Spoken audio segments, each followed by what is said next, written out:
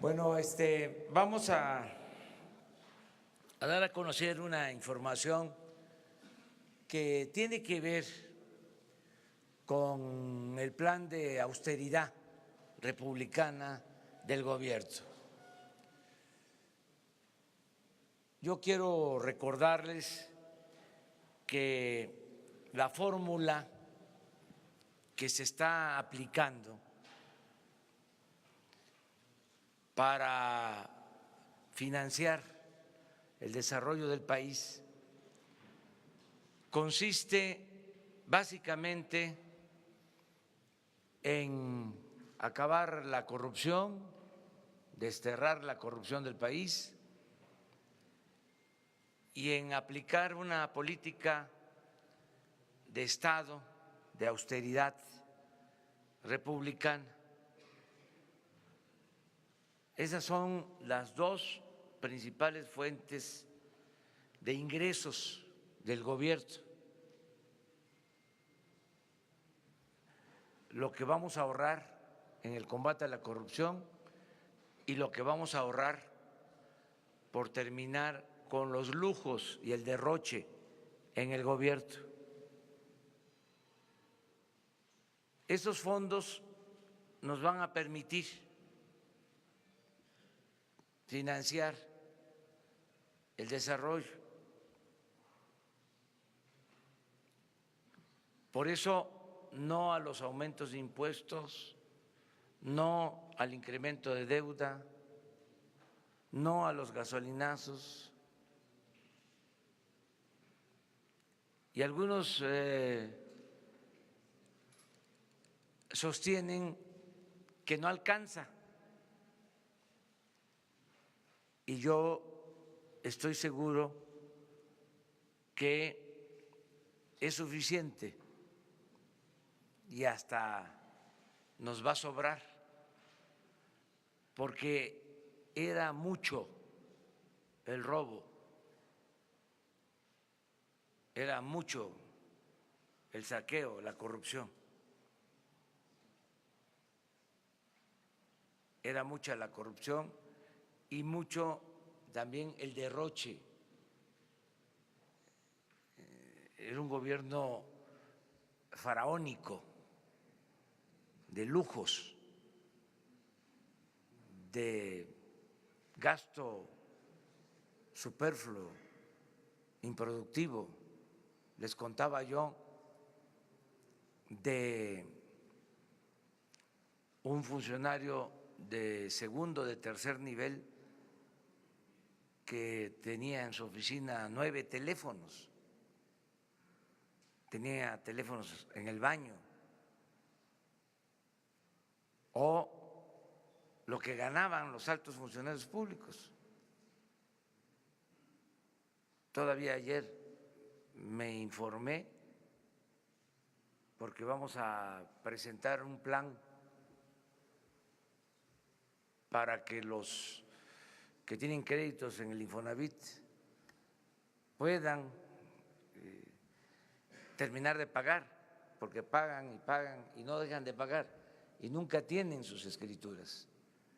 Bueno, me enteré que el director del Infonavit ganaba 700,000 pesos mensuales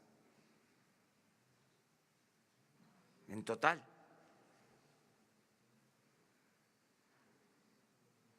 Entonces, sí nos va a alcanzar. Y como parte de eso, pues vamos a vender aviones, helicópteros y vehículos que ya no necesitamos, porque es otro gobierno.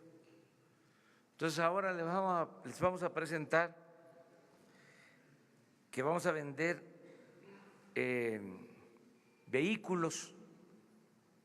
Va a haber un tianguis el 23 y el 24 de febrero y les hicimos este video y se van a poner en venta vehículos. El tianguis va a estar en el aeropuerto de Santa Lucía, sábado 23 y domingo 24 de febrero. Se hicieron ya los avalúos de acuerdo a la Secretaría de Hacienda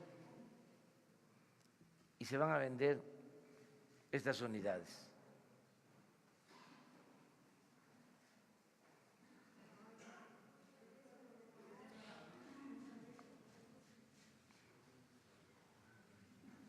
Ahora la repiten para que…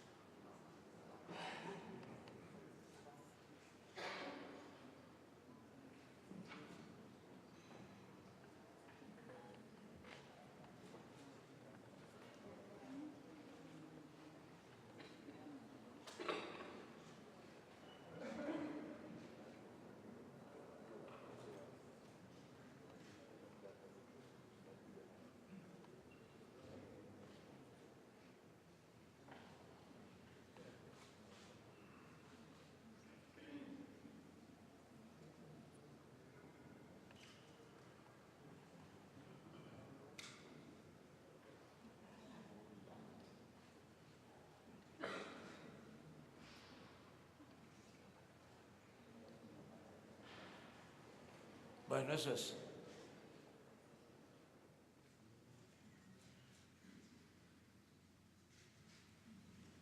Es el precio de lo que costaron y el avalúo, que es el precio de salida para la subasta.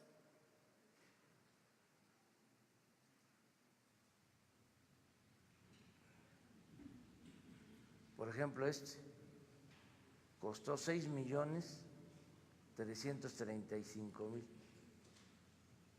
un Audi blindado. Esta es línea FIFI.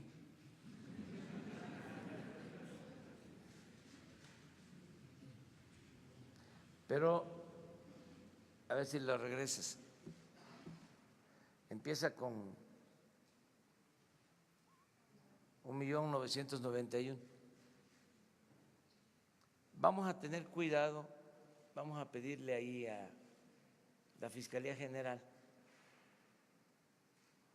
y a Gobernación que estén pendientes para los que van a comprar, que sea gente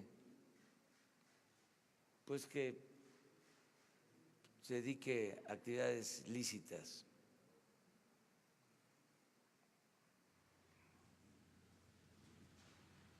Hay una camioneta grande, no sé si la ponen.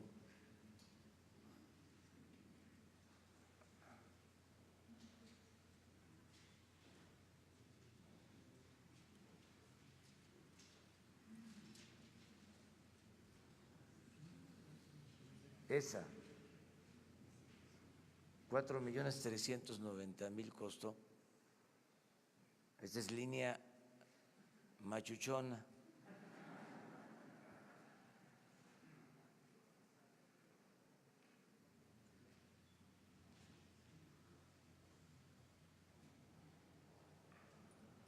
Queremos obtener alrededor de 100 millones. Es para la Guardia Nacional, todo lo que se va a recaudar. Y el día 26 y 27 de abril se van a poner en venta también en Santa Lucía 76 aviones y helicópteros. Eso es una feria que se va a promover en Santa Lucía con ese propósito. Y también los recursos para la Guardia Nacional. Muy bien, esa era la información. Y ahora sí, vámonos a preguntas y respuestas. Ayer empezamos acá, vamos por acá.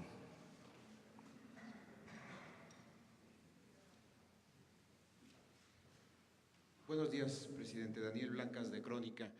Ahora que habla de austeridad, en los últimos días tuvimos la oportunidad de hacer un recorrido por el centro de monitoreo de las aduanas del país, que es otro tema, ¿no? Seguramente ya le habrán informado pues las condiciones en las que estaba este centro de monitoreo, ¿no? Donde las pantallas estaban dirigidas hacia otro lado, menos hacia donde deberían de estar. Pero bueno, además de pedirle una reflexión sobre las corruptelas que hay en aduanas o que se han encontrado en aduanas, quiero situarlo en un punto de análisis. Sabemos, y usted lo ha dicho, que pues una de las banderas del nuevo gobierno pues es la austeridad, pero ¿cuál es la postura del gobierno en instancias en las que esa autoridad, o perdón, esa austeridad puede provocar que el gobierno no obtenga dinero? Le explico, por ejemplo,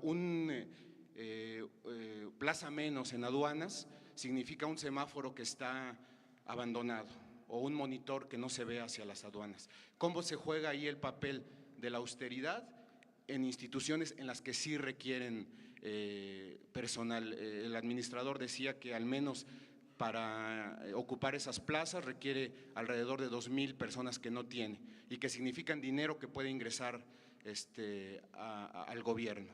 Entonces, pedirle esa reflexión respecto a las aduanas. Y la segunda pregunta es, en estados donde ha habido cambio de gobierno, pues se han ventilado, incluso aquí en la Ciudad de México, que había maquillaje de cifras. Es decir, que se escondían algunas cifras y que otras podían estar distorsionadas. ¿El gobierno federal ha encontrado en alguno de los ámbitos de acción maquillaje de cifras para estos fines? Mire, acerca de lo primero, la austeridad tiene que aplicar en lo que es superfluo, en lo que no es operativo, que no tiene que ver con el funcionamiento del gobierno para dar servicio a los ciudadanos o en lo que pueda significar el que haya más vigilancia o más recaudación, más ingresos. Es quitar todo lo que no es básico, fundamental. Por ejemplo, lo que tiene que ver con directores generales. Cuando entró un nuevo gobierno hace unos años, crearon plazas nuevas me voy a acordar ahora, como de directores auxiliares o de directores adjuntos, llenaron o sea, aparte del director, crearon estas plazas de directores adjuntos, asesores. Por ejemplo, nosotros no podemos tener más de 3 asesores por secretaría, por la austeridad, y habían muchísimos asesores. La contratación de proyectos, de estudios en despachos particulares, aparte de tener un aparato burocrático oneroso, ni siquiera se hacían los trabajos en el gobierno, se contrataban. Entonces, todo eso se ha eliminado por completo. Había, por ejemplo, un instituto de fomento al emprendedor y uno de sus estudios, creo que cobraron 20, 30 millones de pesos, se lo dieron a una asociación y el estudio versa sobre el estado de ánimo de los mexicanos. 20, 30 millones para ese estudio. Entonces, todo eso es lo que ya se eliminó. Las oficinas del gobierno en el extranjero, el ProMéxico, no hay en el país pro Francia o pro Alemania o pro Japón, y nosotros teníamos 60 oficinas en las principales ciudades del mundo con ProMéxico. Ahora todo lo atienden las embajadas, todo eso es ahorro, ¿no? Pero a lo que tú te refieres, eso es indispensable, eso hay que fortalecerlo. Y por lo general, cuando hacían ajustes, era lo que sacrificaban. Nosotros tenemos que apoyar eso. Y creo que vamos bien porque es notorio, o sea, es de dominio público, que una de las fuentes de corrupción principal en el gobierno eran las aduanas. O sea, y ahí decidimos nombrar a un abogado que estaba propuesto primero para ser fiscal anticorrupción, y por eso se le invitó para que se terminara con la corrupción en aduanas. Y tengo un reporte todavía preliminar que hemos recaudado en el tiempo que llevamos más en todo lo que tiene que ver con la venta al exterior. Ha aumentado la recaudación en general, o sea que vamos bien, creció mucho el mercado exterior, las exportaciones de México en los últimos tiempos. Voy a confirmar datos, pero vamos bastante bien en cuanto a eso. De modo que lo que es necesario va a ser apoyado. Ahí, con austeridad, no van a faltar los apoyos, los recursos. Lo otro que preguntabas era… Sí, lo que preguntaba era sobre la falsificación de información. Nosotros no hemos encontrado eso. Leí una nota sobre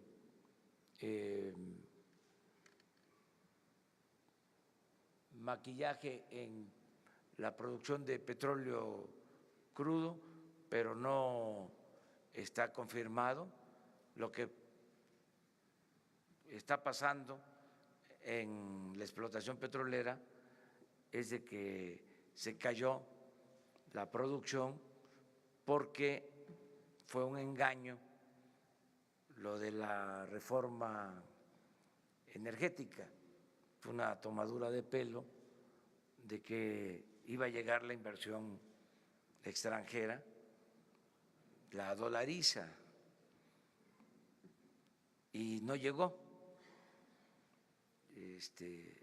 la inversión extranjera a Pemex, y al mismo tiempo se dejó de invertir, Pemex dejó de invertir en exploración, en perforación de pozos. Eso produjo la caída en la producción. Por eso ahora la inversión en Pemex es mayor. Hicimos un esfuerzo para invertir más en Pemex para extraer petróleo y recuperar los volúmenes de producción que se tenían. Nos va a llevar tiempo esa recuperación porque se estaban produciendo hace 4 años 2.400.000 barriles y ahora está en 1.700.000. Y vamos a tener que mantener esa caída porque no se invirtió y queremos recuperar ya la producción a finales de año, que estemos en 1.900.000 barriles para finales de año y empezar a crecer en el 20, en el 21, para terminar en el 24 con 2.400.000 barriles. Esa es nuestra propuesta y estamos invirtiendo y vamos a fortalecer a Pemex porque se le dejó sin apoyo, o sea, fue como un plan deliberado para acabar, para quebrar a Pemex, y no solo eso, sino para meter al país en una grave crisis. Nunca se había visto de que Pemex tuviese que comprar petróleo crudo, petróleo ligero. Ha caído tanta la producción de que no se tiene petróleo ligero para las refinerías, para hacer la mezcla de petróleo y refinar la materia prima y hacer las gasolinas en el país. Entonces, es un plan que ya inició bien en este mes, ya se están cerrando contratos de exploración, de perforación de pozos, para que tengan una idea, de 50 pozos que se estaban trabajando el año pasado, vamos a trabajar este año 150 pozos. Pero para que esos pozos que estamos iniciando la perforación ahora, para que produzcan, vamos a tener aceite, vamos a tener producto hasta finales de año. Entonces, eso es prioritario, pero no significa que haya falsificación de información. Es que los que apoyaron la reforma energética están calladitos. Estoy esperando todavía que ofrezcan disculpa. No nos han ofrecido una disculpa pública, no dicen nada y cometieron un grave error en confiar en que al entregar contratos con las llamadas rondas iba a llegar la inversión extranjera. De los 107 contratos que entregaron, no se ha producido un solo barril de petróleo, no ha habido inversión. Y al mismo tiempo, si pensamos de buena fe,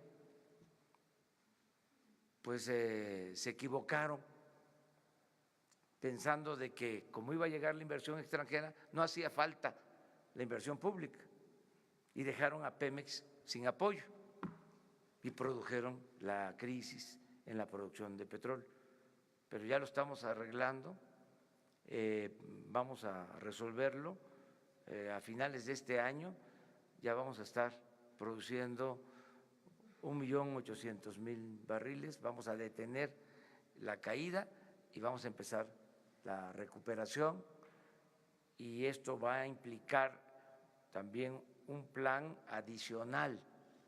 Todo lo que ahorremos por evitar el robo de combustible para Pemex. Y no va a ser poco. Si seguimos como vamos, nos vamos a ahorrar como 40, 50 mil millones de pesos. Por ejemplo, ayer fue uno de los días en que menos combustible se robaron en la historia reciente. No sé si tengan por ahí la gráfica del robo de combustible. Miren,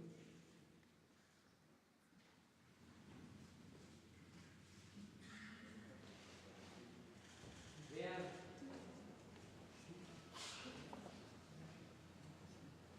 5,000 barriles para 81,000 barriles promedio que se robaron en noviembre.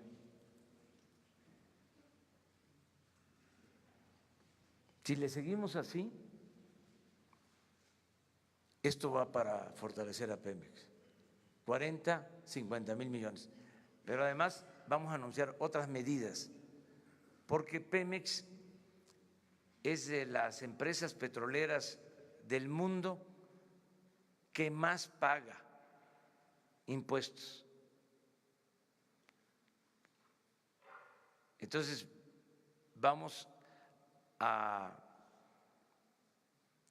que les quede más para invertir a Pemex, porque es una industria básica de la nación.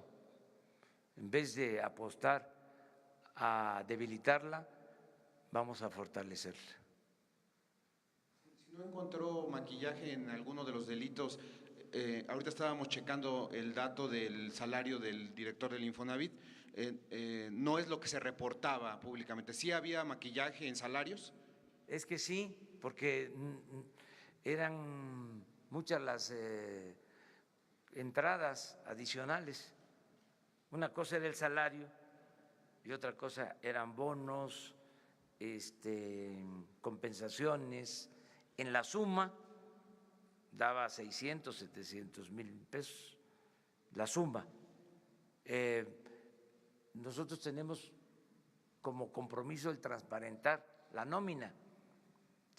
Nos va a llevar tiempo, pero la idea es de que los ciudadanos puedan saber cuánto ganamos los servidores públicos en total, cuánto gana un servidor público ya compacto, porque eso no se podía saber, no se sabía, porque eran muchas entradas de distintas maneras. Entonces, vamos a la transparencia completa en nómina, es un compromiso que tenemos.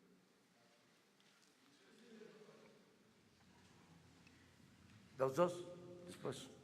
Buenos días, presidente Alejandro Lelo de la Red Grupo Cantón y Diario Basta. Preguntarle, presidente, ayer se aseguran dos buques en Dos Bocas, el puerto más importante para el tránsito de hidrocarburos, traen 880,000 litros de diésel.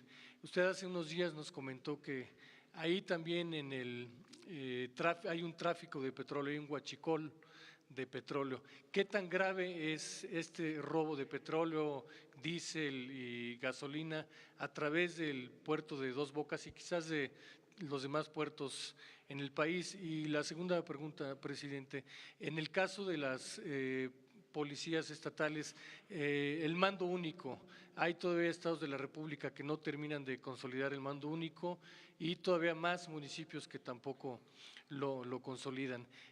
¿Qué les diría, sobre todo en el sentido de la operación de la Guardia Nacional en coordinación con estos mandos únicos? Bueno, en el caso de la Secretaría de Marina, que fue la que detuvo a estas embarcaciones, están haciendo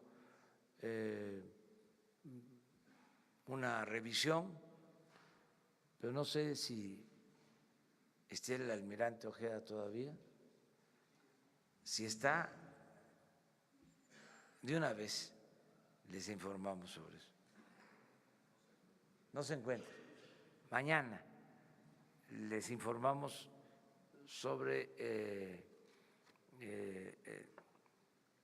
el aseguramiento de estas embarcaciones que cargaron en Coatzacoalcos y descargaron o iban a descargar en Dos Bocas diésel en esa cantidad. Ellos tienen toda la información y ya están los buques a disposición de la autoridad competente, en este caso de la Fiscalía. Ya está presentada la denuncia, tengo entendido que están detenidos los barcos, no sé si haya detenidos del personal, 10 marinos, sí, eso es lo que se está mencionando. Mañana les informan sobre eso.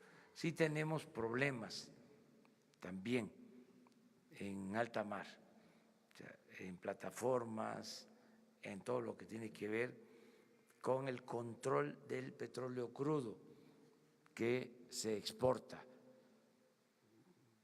Vamos a ir también revisando todo eso y atendiendo todo eso. Sobre el mando único que… Sí, estamos esperando que el Congreso nos ayude. Voy a seguir haciendo un llamado a los legisladores para que se aprueben las reformas y se pueda crear la Guardia Nacional, que nos hace mucha falta, porque estamos trabajando todos los días para garantizar la seguridad, pero el modelo que consideramos eficaz para enfrentar los problemas de inseguridad y de violencia estriba o consiste en que podamos tener 266 coordinaciones territoriales de seguridad, o sea, tener presencia en 266 regiones del país, territorializar la atención para garantizar la seguridad pública, no tener cuarteles distantes de los ciudadanos, que donde vive la gente se tenga cerca una coordinación de seguridad a cargo de la Guardia Nacional, integrada por Policía Militar, por la Policía Naval y por la Policía Federal. Ese es el propósito. Teniendo este modelo territorializado, ¿sí?, que hagan lo mismo que hacemos nosotros todas las mañanas en esos 266 territorios, se reúnen los mandos de las corporaciones y hacen la evaluación de lo sucedido, reciben el parte, analizan en dónde se están cometiendo los delitos, qué tipo de delitos, cómo actuar. Esto es lo que nos va a dar resultados para enfrentar el problema de inseguridad y de violencia, porque eso, aunque los atendemos todos los días, no hemos podido llevar a cabo esta acción en los territorios. Se están haciendo reuniones estatales en algunas coordinaciones como 100, pero necesitamos 266. Una vez que tengamos este núcleo base en el territorio, ahí podemos actuar de manera conjunta con las policías estatales, con las policías municipales. Ese es el propósito. Había una gran dispersión por falta de coordinación. Actuaba por su cuenta el Ejército, por su cuenta la Secretaría de Marina, la Policía Federal, las policías estatales, municipales. Entonces, ahora lo que estamos haciendo es trabajar de manera coordinada. Esa es la función de la Secretaría de Seguridad Pública, de coordinar. Esto está a cargo de Alfonso Durazo, ¿sí?, de articular a todas las fuerzas, que podamos saber qué está sucediendo, sumar esfuerzos, sumar recursos, sumar voluntades. Hacia allá vamos, y esto es lo que nos va a permitir mejorar mucho la seguridad pública. Con los gobernadores estamos trabajando en este propósito, y yo espero que una vez que se apruebe la reforma para la creación de la Guardia Nacional, vamos a avanzar bien. Hola, buenos días, señor presidente. Rosa Elena Soto, de Acústica Noticias. Preguntarle sobre el tema de los maestros en Michoacán. Ayer el gobernador de Michoacán, Silvano Aureoles Conejo, mencionaba o pedía a los comerciantes que denunciaran que sus negocios están siendo afectados por este bloqueo de las vías férreas, para que se obligara de alguna manera al gobierno federal a usar la fuerza pública. ¿Qué opinión tiene al respecto acerca de eso? Ayer nos mencionaba que su gobierno no reprime, pero estas posturas de parte del gobierno que son regresivas, de los gobiernos estatales, ¿qué opinión tiene al respecto? Mire, se van a ir aclarando las cosas. De repente se da este bloqueo a las líneas del ferrocarril en momentos en que se nos presentó el problema del desabasto de combustible. Fue así, muy sorpresivo, con esta demanda que no corresponde resolver al gobierno federal. Es un asunto de falta de pago a maestros estatales, es una responsabilidad del gobierno del Estado. Al mismo tiempo, el gobernador se va a una gira de trabajo a Europa. No se atiende el problema. Nosotros, para evitar afectaciones, daños, decidimos transferir fondos de la Federación como anticipos a las participaciones federales, para que el gobierno del Estado contara con suficiencia presupuestal y pagara a los maestros. Ya hicimos eso, ya se transfirieron los fondos. Entonces, que ahora se pide una solución para que esos maestros se federalicen, y eso es otra demanda. Eso es otro asunto, es que la federación se haga cargo de pagar algo que no le corresponde, porque los maestros fueron contratados por el gobierno del Estado de Michoacán. Así como hay maestros federales, hay maestros estatales. Nosotros pagamos a los maestros federales, es nuestra responsabilidad, y no han faltado los pagos a los maestros federales. Entonces, estamos buscando la manera de resolver el asunto. No vamos a reprimir, no somos iguales.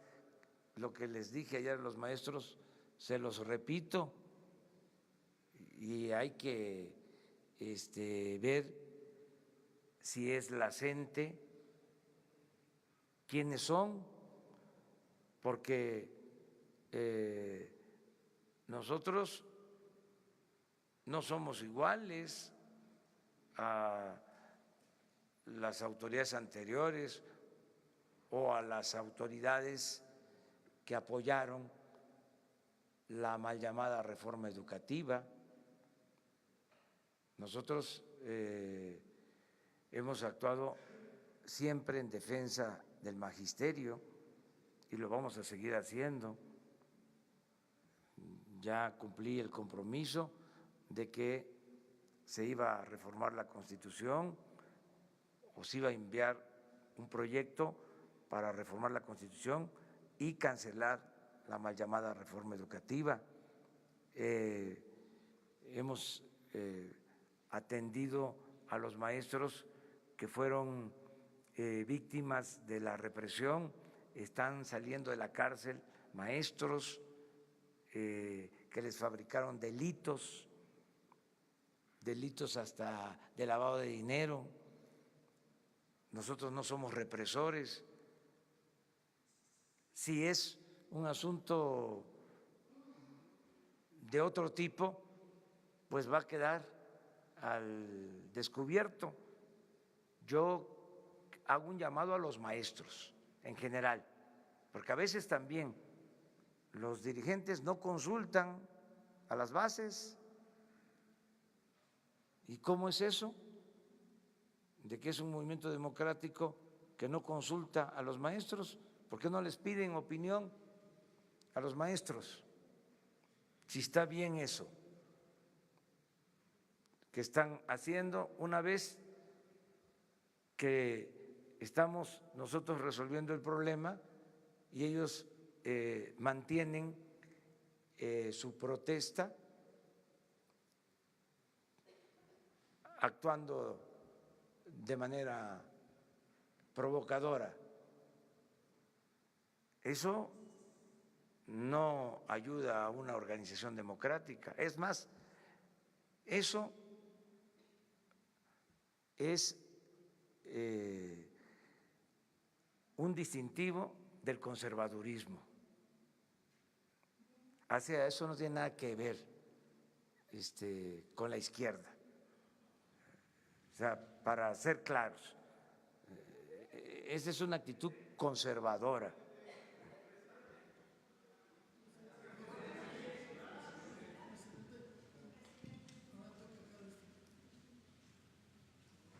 Buenos días, señor presidente. Daniela Barragán, de Sin embargo. Preguntarle sobre el índice de corrupción, que dice que en 2018 tocamos fondo.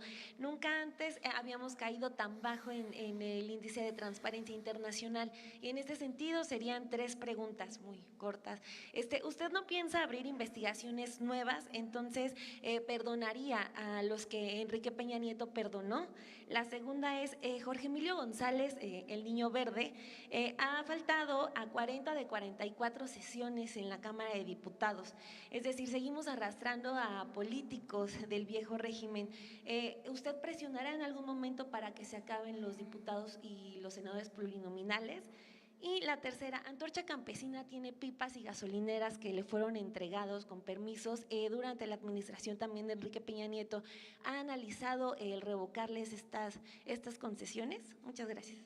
Bueno, yo ya he hablado mucho de que todas las investigaciones que están en curso sobre delitos de corrupción, hechos de corrupción, porque dicen los abogados que no hay delito de corrupción, son hechos de corrupción.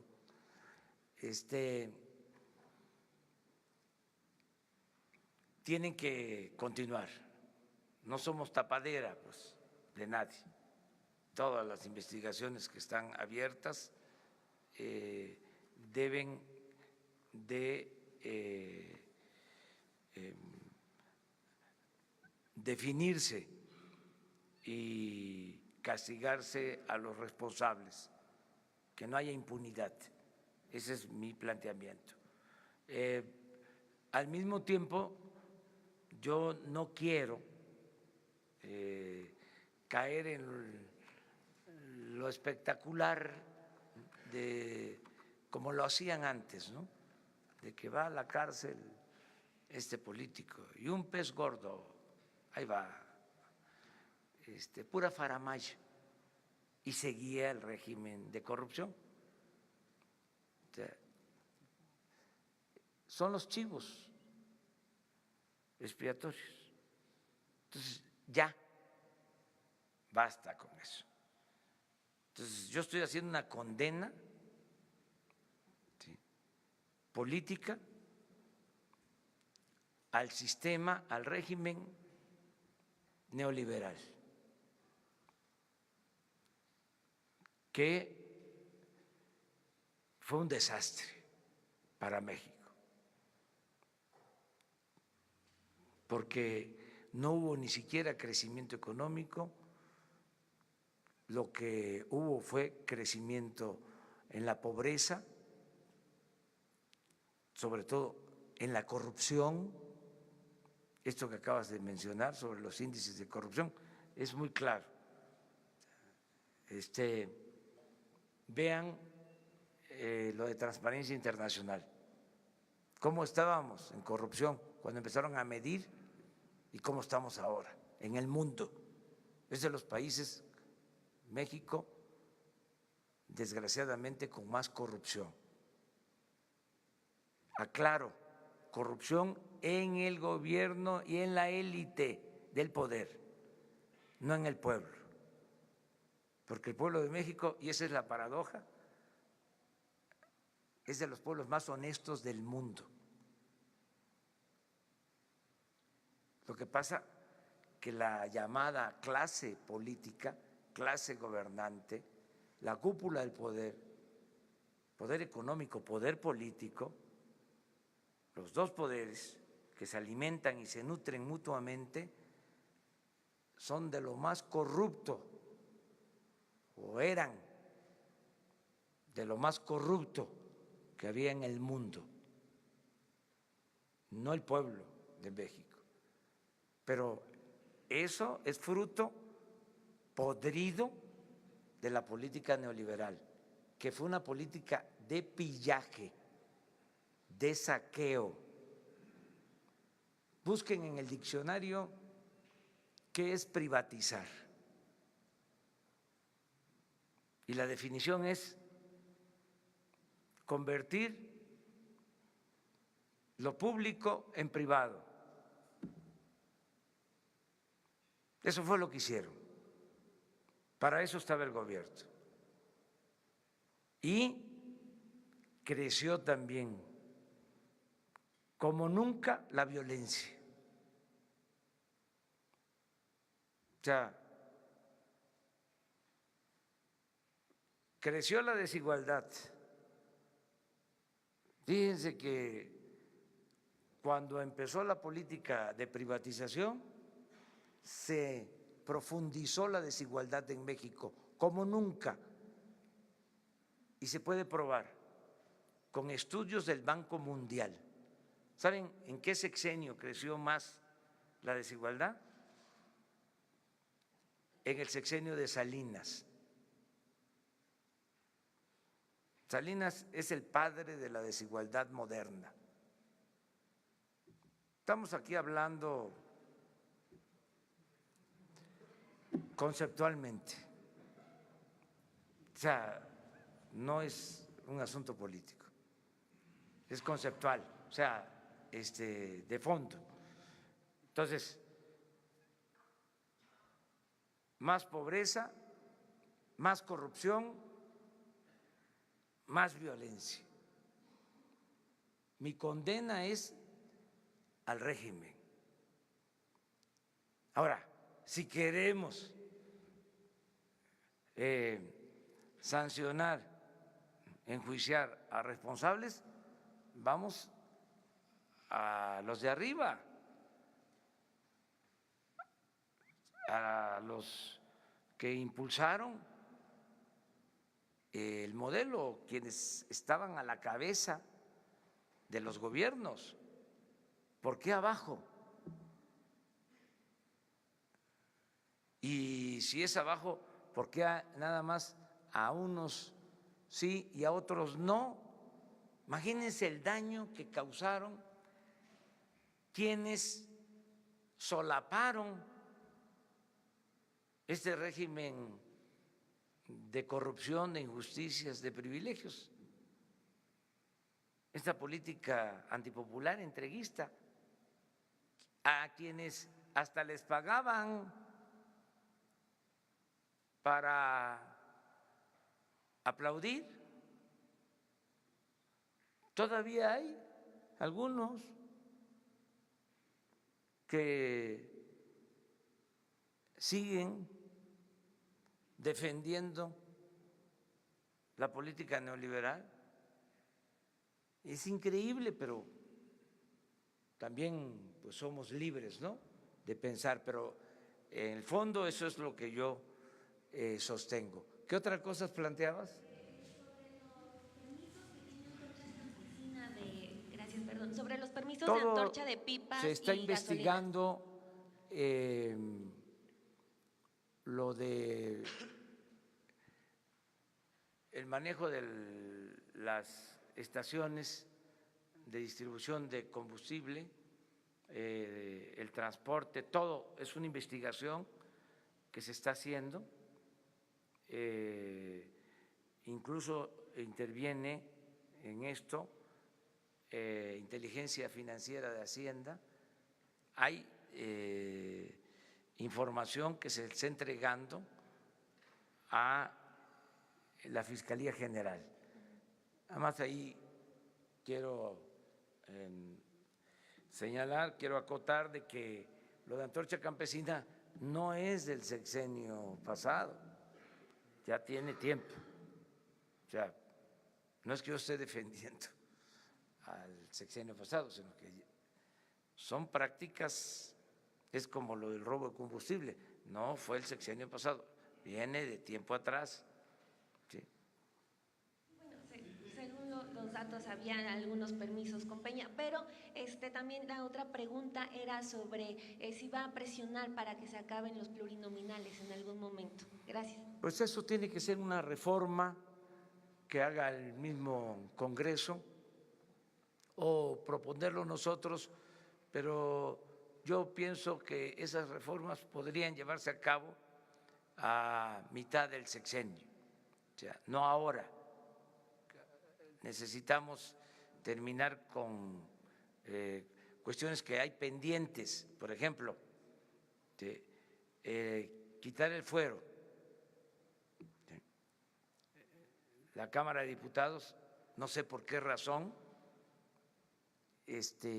no ha aprobado el que se quite el fuero. Yo estoy pidiendo que se reforme el artículo 108 para que el presidente en funciones no tenga fuero y pueda ser juzgado por delitos de corrupción. Nos falta la aprobación también de la ley de austeridad. Falta la modificación al artículo 35 para que las consultas públicas sean amplias, se quiten candados y tengan carácter vinculatorio. Falta también que se apruebe lo de la revocación del mandato. Yo hice el compromiso de que a los 3 años me voy a someter a la revocación del mandato y el pueblo va a decidir si quiere que yo siga en la presidencia o que renuncie.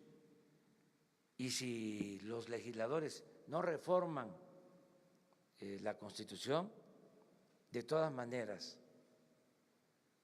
de manera independiente, con ciudadanos se va a llevar a cabo la consulta, o sea, para la revocación del mandato.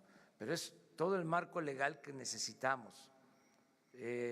Y esto también no descarta el que se quiten a los plurinominales.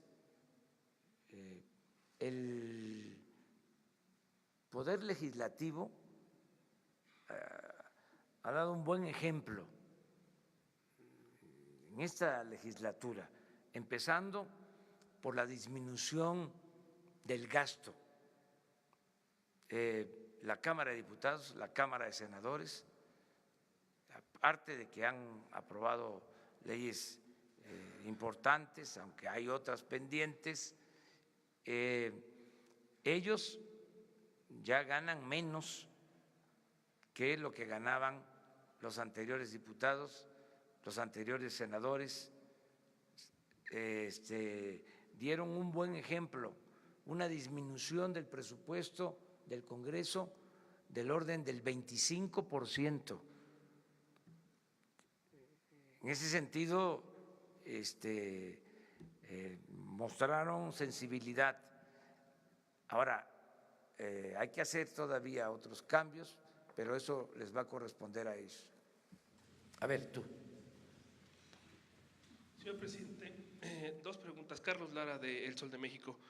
El día de ayer usted mencionaba justamente, presidente, de que había una empresa que pues había metido ante la Suprema Corte un recurso para la devolución del IVA.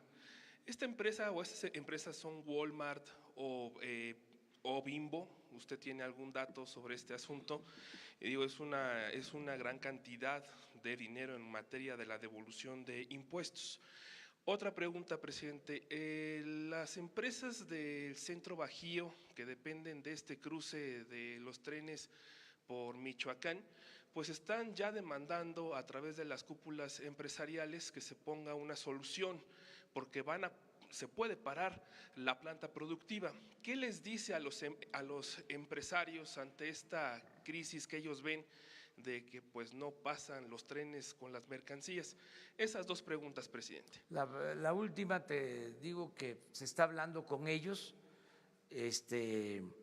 informándoles que estamos atendiendo el problema, que yo espero que los maestros que imparten civismo en las escuelas, bueno, ya creo que no hay civismo, ya quitaron hasta la materia, la tenemos que regresar, la materia de civismo a las escuelas y la ética también, que la quitaron en los planes de estudio, un grave error.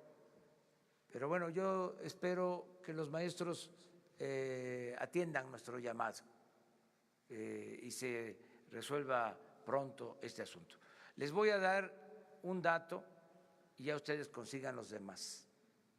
Sí va a ser una devolución de miles de millones de pesos a la empresa Corona, a la cervecería Corona, en la Suprema Corte de Justicia, de devolución de IVA. Y la Suprema Corte resolvió improcedente la solicitud de la empresa. Si se hubiese aprobado eso, hubiésemos tenido que devolver. Esa es la cantidad que les dejo de tarea, que investiguen.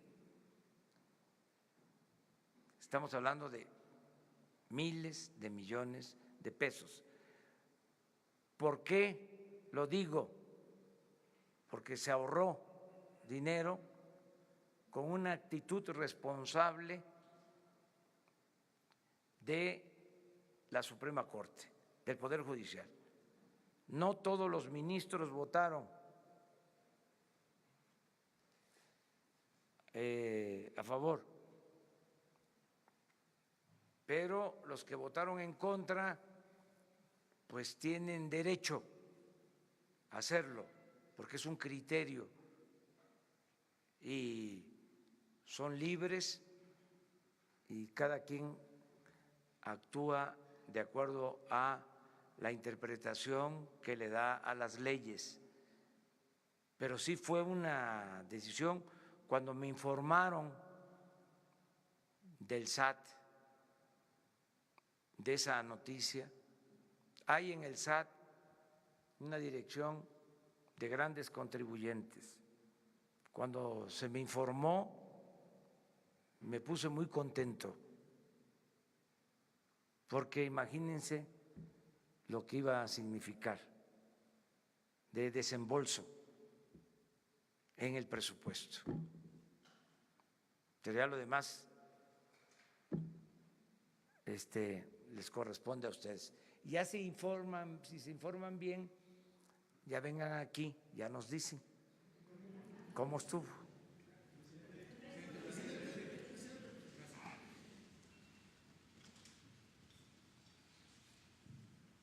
Gracias, presidente. Muy buenos días. Jorge Monroy, del Economista. Dos consultas nada más. Ayer Jonathan Gell decía que todavía se conoce poco de los indicadores de diciembre, pero dice que según la tasa de desempleo y las importaciones sugieren una importante desaceleración en la economía del país. Preguntarle, presidente, ¿qué tan blindada está la economía para no hilar 3 periodos de desaceleración y caer en una recesión? Y la segunda, ayer se conoció que se impuso una multa de 14 millones de pesos al gobierno del estado de Tabasco por la deforestación en los terrenos donde se va a construir la refinería de Tabasco. Preguntarle si de todos modos continuará adelante la construcción. Gracias. Sí, es que son datos económicos. Por ejemplo, yo tengo datos de que el peso, les decía yo ayer, se ha fortalecido como no se había visto. O sea, en 20 años. Me refiero a que no se había mantenido una apreciación del peso en 8 semanas, o sea, como se ha logrado en los últimos tiempos, en 20 años. Esa es una información buena. Otra información buena es que crecieron las exportaciones, o sea que hay superávit comercial en el inicio del gobierno.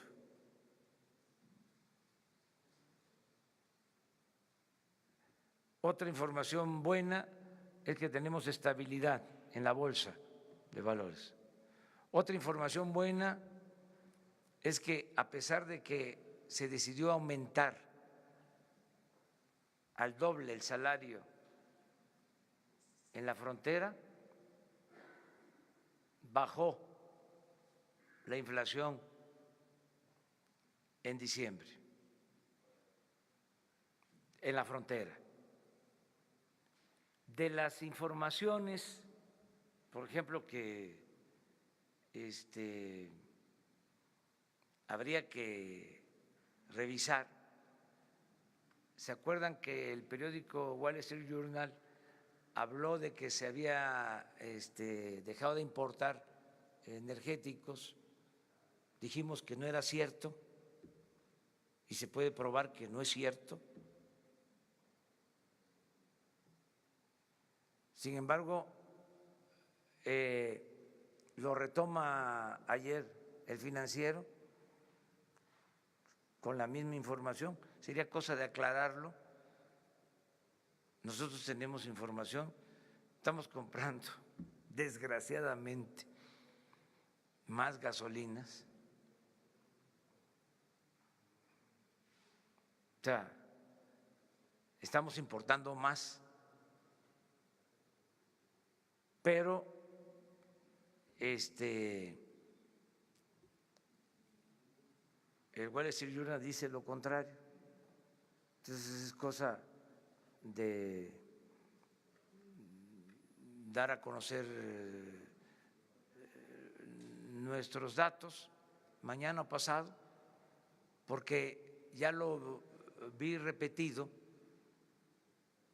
también en otra agencia internacional de finanzas asociada con El Financiero, el periódico de México.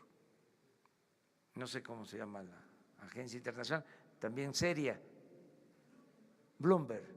Entonces, es Wall Street Journal y Bloomberg que sostienen que bajamos las importaciones de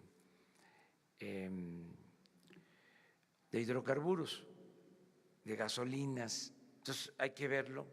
Nosotros tenemos otros datos, pero se puede aclarar. Sobre la refinería, presidente, sí. Sí, se va a construir la refinería en Dos Bocas. Hay que ver por qué fue la multa y responder a eso. Se está avanzando para que pronto podamos licitar. Necesitamos tener esa refinería en 3 años. Ya tenemos los recursos para este año. Se apartaron 50,000 millones de pesos y no queremos detenernos porque nos hace falta esa refinería. Nosotros tenemos como propósito dejar de comprar la gasolina en el extranjero, procesar toda nuestra materia prima. Para eso, lo primero que tenemos que hacer es recuperar la producción petrolera, porque si no tenemos petróleo crudo, no vamos a poder tener las gasolinas. Pero ya empezamos con el plan de recuperación de la producción petrolera para tener materia prima y poder hacer las gasolinas en México. ¿Tú? ¿Sí? Muy buenos días, señor presidente. Israel Macedo de Nación 321. Ayer publicamos en nuestro medio un trabajo especial sobre declaraciones patrimoniales y salariales del gabinete del gobierno federal. A este ejercicio le llamamos el AMLO Challenge, porque usted el 4 de enero publicó su patrimonio, dio a conocer todo, incluso aquí mismo en la conferencia presentó su cheque. Pero vemos que varios de los funcionarios no han presentado su información completa. Entonces quisiera preguntarle si usted va a platicar o va a presionar a sus secretarios de Estado a que presenten y transparenten toda esta información y qué fecha límite les va a dar y en caso de que no lo hagan, qué consecuencias puede tener. Muchas gracias, presidente. Ya está hablado, hay una fecha límite, 30 de enero. El que no presente su declaración de bienes no puede trabajar en el gobierno. De que sean públicos estos Sí, patrimonios, porque además no solo presentarla formalmente, sino hacerlo público. El que no lo haga público no puede trabajar en el gobierno. Pues tienen hasta el día 30. Y sobre todo, un comentario sobre transparencia internacional, una recomendación que hicieron en la presentación es sobre el Sistema Nacional Anticorrupción. ¿Qué opinión le merece? Pues que en el sistema anticorrupción vamos a cuidar primero nosotros con la Secretaría de la Función Pública y además es un asunto de principios para nosotros, el no permitir la corrupción. Y esta Fiscalía Anticorrupción va a tener autonomía, depende de la Fiscalía General, para que no haya tolerancia y no haya impunidad. Crearon eso, el Consejo de Anticorrupción, la Fiscalía Anticorrupción, pensando de que iba a ser como otros organismos que han creado para la simulación, pero eso ya se terminó. Ahora la Fiscalía Anticorrupción va a tener autonomía y va a actuar con libertad y se va a castigar a corruptos, va en serio, ya se tiene ese instrumento, se va a utilizar. Lo mismo la Fiscalía Electoral, el que compre votos, el que entregue despensas, frijol con gorgojo para obtener votos, el que utilice presupuesto para favorecer a partidos, para favorecer a candidatos, se va a ir a la cárcel, porque se están haciendo reformas para considerar el fraude electoral como delito grave, la corrupción delito grave, el robo de combustible delito grave, la falsificación de facturas para evasión fiscal delito grave. Entonces, si es un cambio a fondo. Terminamos contigo. Buenos días, señor presidente. Ricardo García, de Revolución 3.0. Dos temas. Primero, así como en el caso de Ayotzinapa para la masacre de Nochixtlán, ¿usted firmará algún decreto para una comisión de la verdad?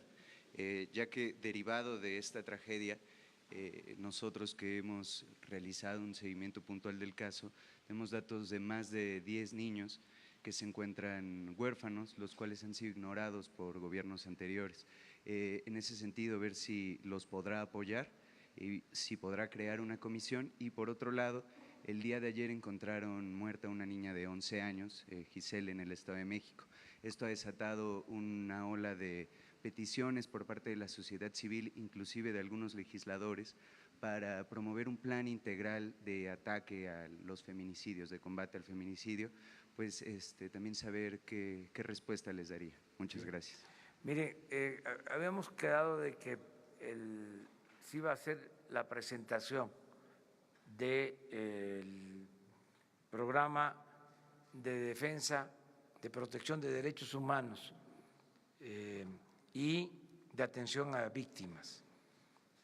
Yo le voy a pedir a la secretaria de Gobernación, Olga Sánchez Cordero, y a Alejandro Encinas, que les hagan un planteamiento aquí.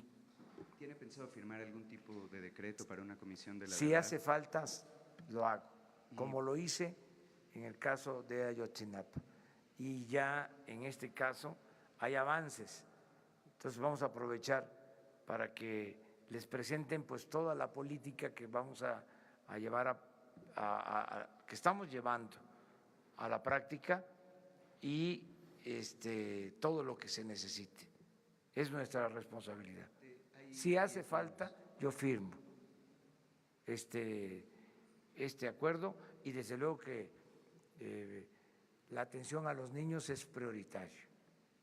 Ahora mismo vamos a platicar contigo, que nos den el trabajo de investigación que están realizando, digo que nos den información y nosotros vamos a actuar.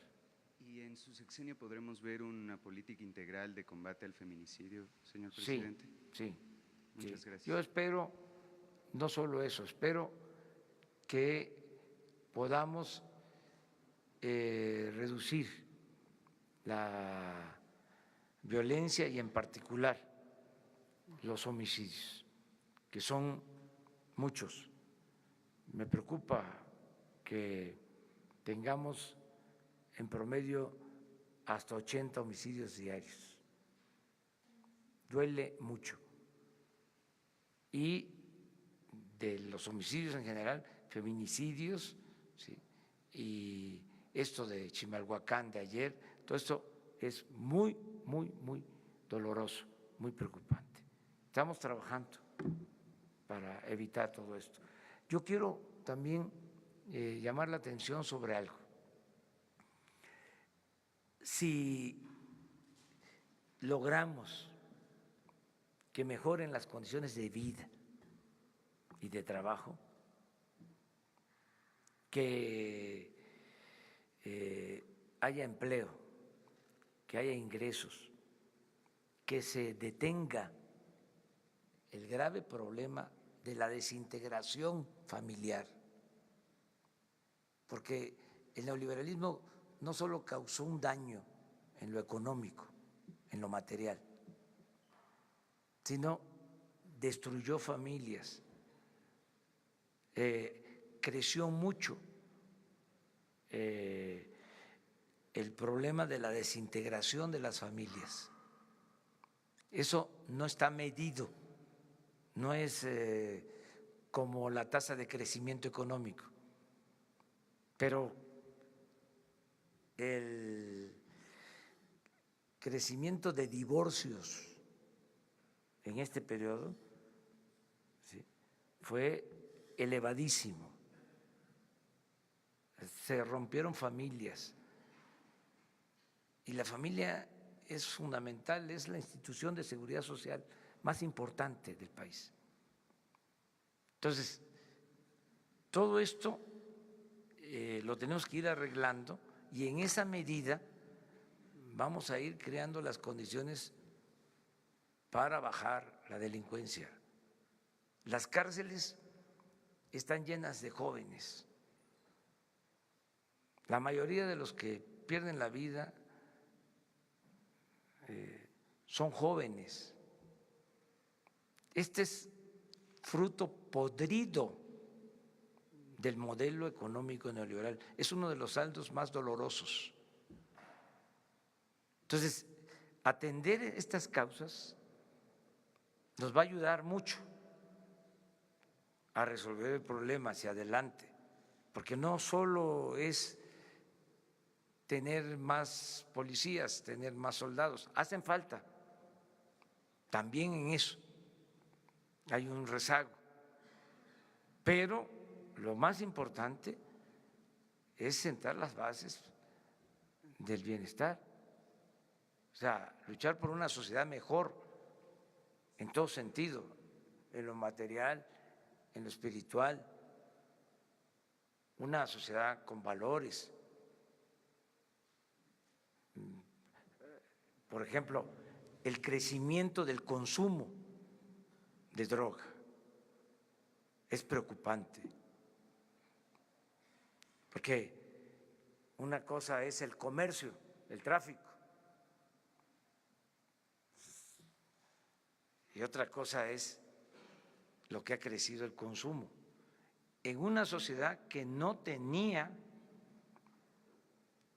esos hábitos,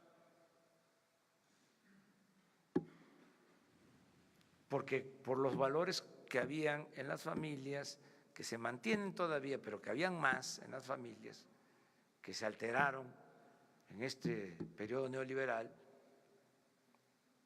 por la desintegración de las familias, creció el consumo de droga.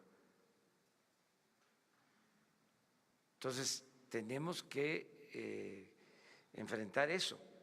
De ahí la importancia que tiene el trabajo con los jóvenes, ¿sí?, desde la familia, pero también con los jóvenes,